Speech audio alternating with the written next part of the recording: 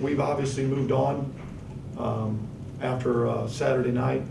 We've gotten it out of our system. Now it's time to turn on to Nebraska, a really good football team. I've worked before with Bo Pelini, who was a tremendous football coach.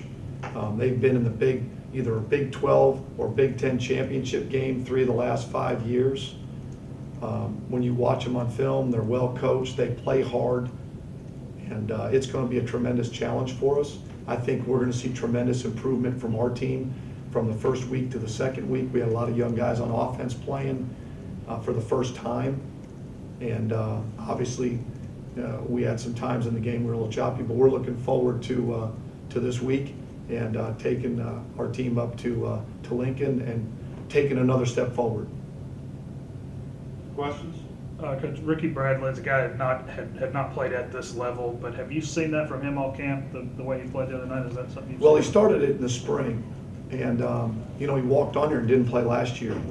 And we saw it in the spring. We said, can this guy be a guy that we can count on initially and then continue this? Well, then he got a little bit of a shoulder sprain in fall camp, so he really has been in a green jersey for about 3 weeks. We just got him healthy a week beforehand. So you saw some flashes of what he can be. It's still not healed yet, but he showed some of the big play potential and what we thought we had when we got here. Coach, I know you stress body language a lot. Have you seen the team respond in the way that you'd like them to after a loss like that? I think so. At times I think coaches take it harder than players do. All you ask your guys is to, from an effort, attitude, body language, the energy level, which they had. We had that Saturday night. Now you've got to ask them that, hey, it's one of the toughest things we do in this sport. I mean, you can do everything right from all those things, and you still may not get the results you want. It's not guaranteed. And that's what I think is the hardest thing about what we do is then to move on. Okay, move on to the next game. And I think our players have done that. I think they're excited about going to Lincoln and seeing where we're at. I mean, I think we've got a good football team. We didn't show it the consistency we want in a number of phases, not just offense, but also the special teams and some of the eye violations we had on defense. You mentioned working with Bo Pelini earlier in your career at LSU. What's it like for you to kind of go against a former colleague as head coaches? Well, not only Bo is the head coach, but John Papuchis is the defensive coordinator. He was at LSU with us. Terry Joseph was there. He's their secondary coach. So, and I know a number of the guys on their staff, and he's got a great staff. Bo does a great job. As good a coach as you'll find, and I consider him a friend of the profession. I wish I was going there, and he lost about 18 of his starters, and we had a chance to go up there and play him in a scrimmage. I'm just kidding, but I'm excited to see those guys. They've done a great job. I mean, let's say it like it is. I mean, they've done a great job. A place that's got great tradition and history. So I'm excited to go up there and see where we're at, see how we improve. I think that's the biggest thing. Is I can't worry so much as I'm excited to see them and their football team. Is where are we going and where can we be better? Obviously, we can't turn it over 6 times and beat anybody. On that note, with you guys turning it over 6 times, you had the big plays and your defense, with the exception of those 2 possessions, stopped them stone cold. How exciting is it as a coach to see the potential that your team has once you get rid of those turnovers? Well, I think that's the first part, is getting over that part of it. Is when you feel like that you didn't give yourself every opportunity to win the game by one phase. And that's one thing you try to tell your team is you can miss a block, you can drop a pass, okay? You can have a missed assignment. We don't need a bunch of them. But if you turn it over, you're not going to win. There's just one part of the game that you will not win. I don't care who you play. And at the end of the day, it's sad. And obviously, I've never been anywhere we spend more time on it. And obviously, we didn't spend enough time on it because we didn't get it done, and that's our fault and our players' fault. We have to take ownership in that, and we have to be better. But you're right. On the one hand, we had enough explosive plays to win the game. We didn't score enough touchdowns in the score zone. That's something we have to get fixed. We played well enough on defense to win. Would we have liked that last drive back? Of course. And I know that they're sick to their stomach about it. But at the end of the day, you are who you are. We earned that loss, and we've got to move on. What's your assessment of Allen, especially since he's only been here less than a month? What an unbelievable job Alan Bridgeford did. when you think about a guy that wasn't here in the spring, wasn't here in the summer, and came a week before camp, and then had just fall camp to really try to understand what we're doing and to move forward, I mean, it's a credit to him. And then to come out and really, did he make his mistakes? Of course he did. But that's to be understood. But for him to come out and really throw the ball accurately, to really honestly run our offense the way he has is really almost unprecedented when you think about it, other than anybody else who's ever done it coming in right before fall camp. How do you look to, I mean, not that you didn't commit to it, but maybe recommit to the run game against Nebraska and get that going early on? Oh, man. Well, like I said before, I mean, we couldn't run it. We didn't try to run it enough. We've got to be a little bit more creative with it. We've got to find out if any of the tight ends we do have can block and can play. We've got to get our fullback play up to speed. Texas State had something to do with that, but we have to be more balanced, obviously. We've got to put teams in more of a run-pass conflict. We're going to get Allen killed if we don't. And obviously you're going to need to do it if you're winning a game in 4 minutes, short yardage, goal line coming out, where you're going to have to try and score touchdowns. It's a work in progress. We're not there yet. Our whole line's a work in progress. Us being able to run the football and what we are. We know we've got young skill guys.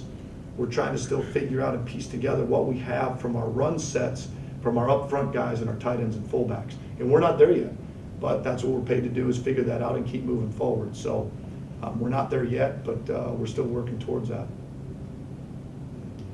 As far as you being a new head coach, having a new staff, first game, how smooth did things go? It went smooth. I don't think there was anything that didn't go smoothly. Was it different? Of course it was different.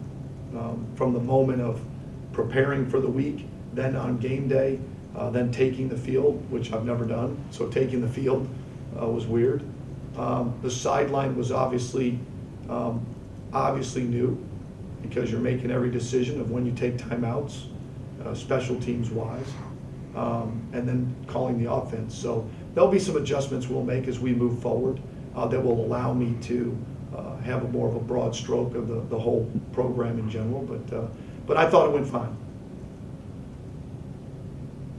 Challenge of going on the road, beginning this three game stretch on the road. Just talk about how challenging it is for a team to kind of go and not be away from home for that long of a stretch. Well, it's tough. I mean, there's no question, but that's what it is. I mean, there's no reason to talk about it. It's not going to change.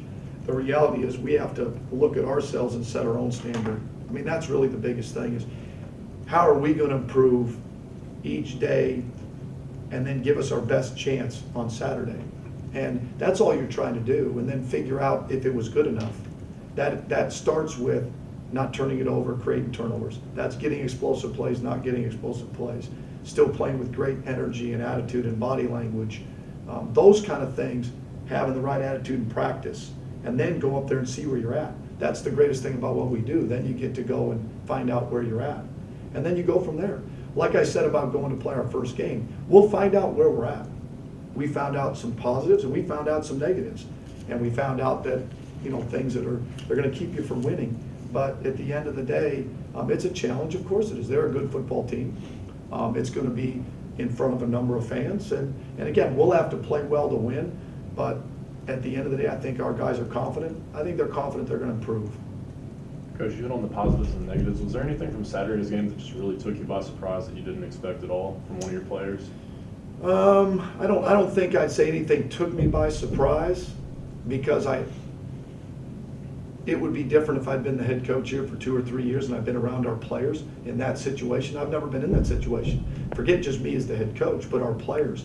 You can't simulate the games in practice. I think the defense in some spots had a better idea of what to expect because you've seen it on film. There were so few guys on offense that to know what you're going to expect. What do you expect? I mean, if you look back at the Nebraska game last year and you look at the guys who were playing, there's only a few guys that were playing the other night. I mean, everybody's different.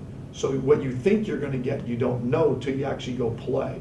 And then you can assess it from there, even special teams wise, those things. So it's hard to really say what I expected when we hadn't done it yet with this group or your current players. So anybody that's out there for the first time, you're hopeful that what you've done will carry over, but you're not always sure.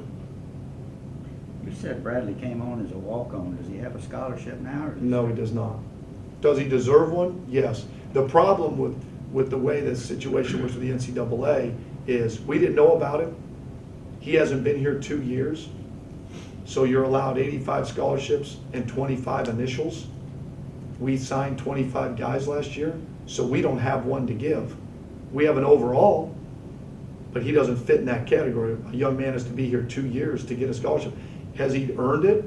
He earned it before he had the catches the other night, but we can't put him on scholarship because we don't have an initial. Does that, I don't know if that makes sense or not. You get 25, we signed 25. He hasn't been here 2 years, so he can't count as an overall. It's a silly rule, but that's the way it is. So at mid-semester, we're planning on putting him on. Even though he'll be done, we'll try to take care of him, so.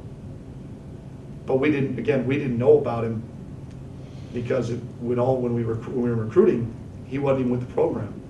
Hadn't even done spring ball yet. So, a great story though, really, to be honest. And thank God we have him, let's put it that way.